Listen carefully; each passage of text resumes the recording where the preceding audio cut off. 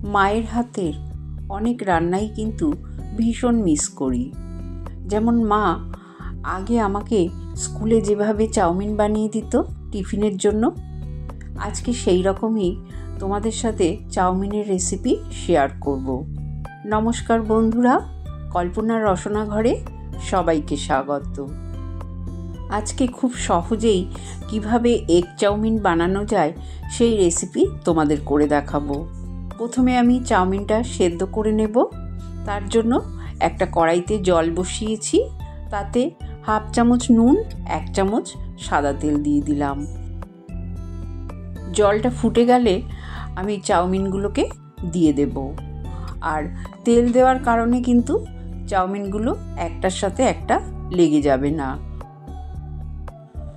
চাউটা সেদ্ধ হতে তো বেশি সময় লাগবে না, প্রায় 4-5 মিনিট এইভাবে নাড়াচাড়া করে গ্যাসের ফ্লেম বন্ধ করে দেব। দেখো চাউটা খুব ভালো মতন সেদ্ধ হয়ে গেছে। এবার জলটাকে ঝরিয়ে রেখে দেব। কড়াইতে 2 চামচ সাদা তেল দিয়ে দিলাম। তেলটা ভালো মতন গরম হয়ে গেলে 2টো ডিম আগে থেকে ফেটিয়ে রেখেছিলাম, ওই ডিম 2টো দিয়ে দিলাম। অল্প নুন দিয়ে ডিমটাকে ভেজে নেব। আমি ডিমের ঝুরি বানাবো, তাই 2টো ডিম ভালো করে ভেজে নেব।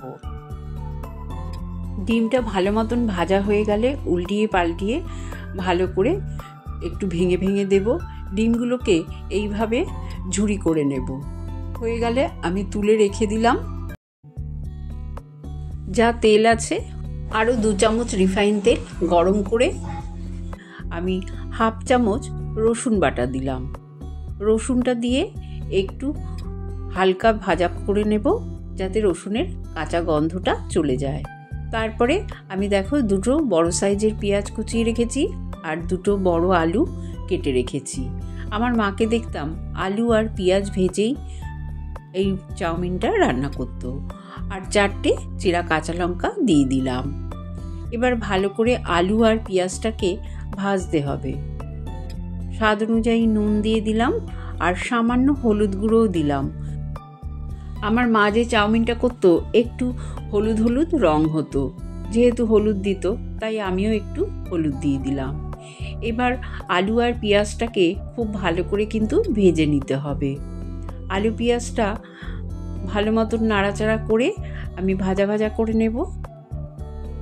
আলু আর পেঁয়াজটাকে কিন্তু খুব ভালো করে ভাজতে হবে, তাহলেই চাউমিনটা খেতে বেশি স্বাদ হবে। খুব ভালো করে আমার আলু পেঁয়াজ ভাজা হয়ে গেছে।